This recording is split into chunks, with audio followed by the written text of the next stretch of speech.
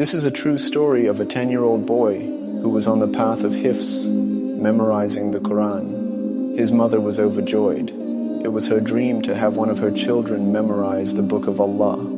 This young boy was committed and enthusiastic, memorizing surah after surah, determined to become a hafiz. To support their memorization, the Hifz program he attended provided each student with an iPod loaded with Quranic recitations.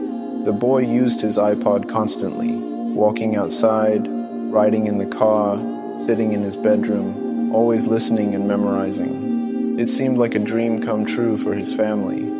However, something began to change. At first, it was subtle, but over time, the boy began to lose interest. One day, he told his mother, "I can't do it anymore. I don't want to memorize Quran." His mother was heartbroken. She thought perhaps he had been affected by the evil eye. Still, she encouraged him gently to continue, but he was adamant.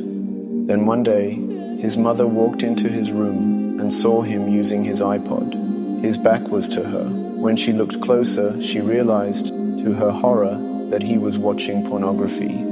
When she and her husband investigated, they discovered the unthinkable. Their son had been watching pornography daily for 2 years, starting from the age of 10. He was completely addicted. This family story is one of heartbreak and perseverance. They didn't waste time in blaming or punishing. Instead, they immediately sought help. They enrolled their son in therapy and searched for support within the Muslim community. They found a program called Purify Your Gaze, designed for Muslims struggling with these issues. Unfortunately, at the time, the program only worked with adults, and their son was still just a child. Years passed, and the struggle continued. The boy battled feelings of despair. Many times he tried to quit, but fell back into it. This cycle of failure made him question whether Allah could ever forgive him. He became overwhelmed with hopelessness. But the parents did not give up. They kept him in therapy. They connected him with a sheikh who continually reminded him of Allah's infinite mercy, teaching him that falling into sin does not mean Allah has abandoned a person. Rather, sometimes Allah uses even our struggles to humble us, to remind us that He is the master and we are the slaves, and that our only way out is through sincere repentance and reliance on Him. Many people do not realize how dangerous early exposure is. Studies show that addiction often begins between the ages of 10 and 12.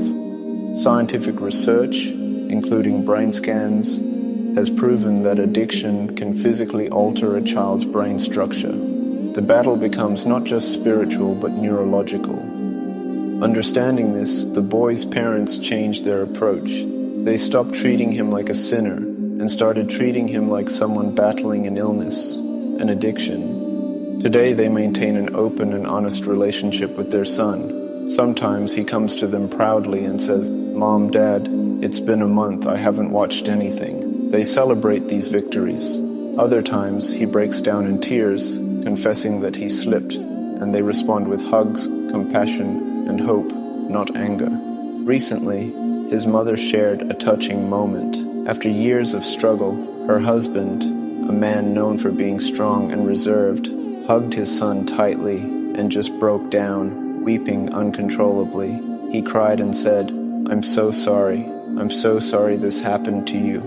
It was a moment of immense pain, but also of immense love. The mother reflected later and said, "We made a huge mistake. We broke the number one rule. Never allow internet-connected devices in the bedroom." She said if they had just kept the devices out of private spaces, this tragedy might have been avoided. Brothers and sisters, the lesson here is powerful. We cannot change how affordable and accessible technology has become, but we can and must control its access and eliminate secrecy. Protect your homes. Protect your children. Do not trust unsupervised access to the internet, no matter how innocent it seems. Prevention is much easier than recovery. May Allah protect all our families, guide our youth, and grant healing to those who are struggling. Ameen.